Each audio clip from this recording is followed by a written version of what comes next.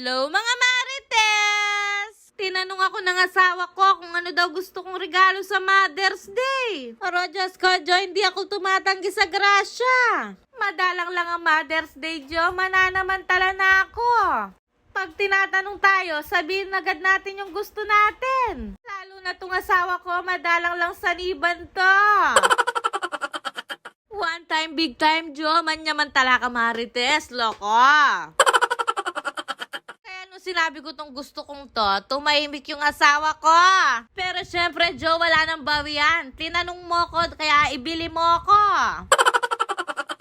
Akala niya siguro papabili ako ng bulaklak at chocolate. No, no, no, no. Hindi ako magpapabili ng bulaklak, malalanta lang yan. Hindi rin ako magpapabili ng chocolate, manabakulo ko. Pero alam naman ng asawa ko, hindi ako magpapabili ng bulaklak at chocolate. Dahil mag-girlfriend, boyfriend pa lang kami, alam niya nang hindi ako mahilig sa ganon. Kaya expect niya magpapabili ako ng bag, kaya sapatos. No, no, no, no. Hindi ako papayag. Isang taon akong pagod. Isang taon akong nagwawalis, naglalaba, nagugas ng plato. Sa tuwing Mother's Day lang ako nakakabawi, kaya talagang pinag-isipan kung yung gusto kong regalo. Wala ka, tayo ka mga pagatal buntok kemburi ko. Natuto na to, kaya kailangan maging mautak tayo. Magdadalawang buwan na akong mabait sa asawa ko, kaya planado ko na to, Jo. Dahil taon-taon talaga tinatanong niya ako kung anong gusto kong regalo sa Mother's Day. Kaya talagang nagpakabait ako ng 2 buwan. 2 buwang tahimik yung bibig kong turoto at Jo. Laging payapa at tahimik sa bahay namin. Bala na galang Jo, may scam kang Marites. Pero kahit nag-request ako sa kanya, parehas namang naming magagamit tong bed frame na to. Parehas naman din naming deserve to. Simula nilipatan namin tong bahay na to, lagi kaming natutulog sa lapag. Nung ipagawa namin tong bahay na to, talagang natodo kami. Nanap-nap kami ng gusto.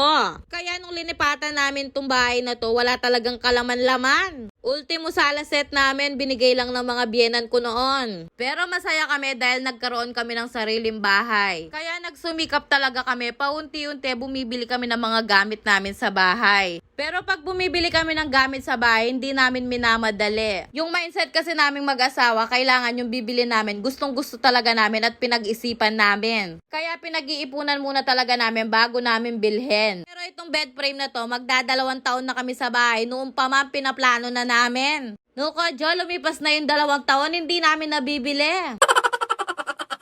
American size kasi yung foam namin sa bahay. Kaya hindi kami nagpapagawa ng bed frame dahil kailangan ipasadya muna yung bed frame. Nung bumili kasi kami ng foam ng kama, pinili namin yung American size. Kaya ang ending, yung pagpapagawa namin ng bed frame na tenga. Kasi kailangan ipasadya muna talaga yung bed frame dahil hindi siya magkakasya sa ordinary bed frame. Kaya talagang pinagplanuhan ko na yung Mother's Day. Dahil baka umabot pa ng 5 years bago kami magka-bed frame. Ilang buwan na ako nagtatanong at nagka-canvas sa marketplace. Para pag tinanong ako ng asawa ko sa Mother's Day, meron na akong alam na gagawa. Mautak si Marites dahil planado na yan.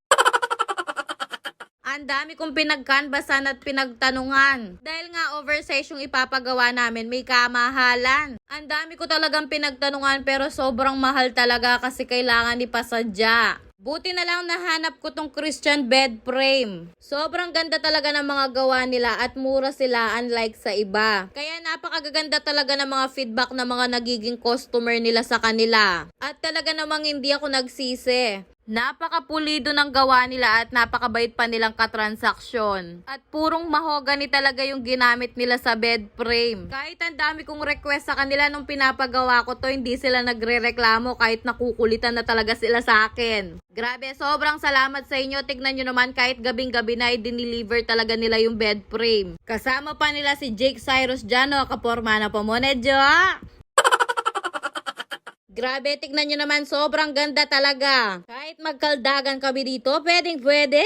Binyagan tane yan, Jo. Karina ka, dugo bumawi. Sa mga gusto pong mag-inquire at magpagawa ng bed frame, eto po yung FB page nila. Maire-recommend ko talaga sila sa inyo dahil sobrang gaganda talaga ng mga gawa nila. Maraming salamat, Christian's Bed Frame!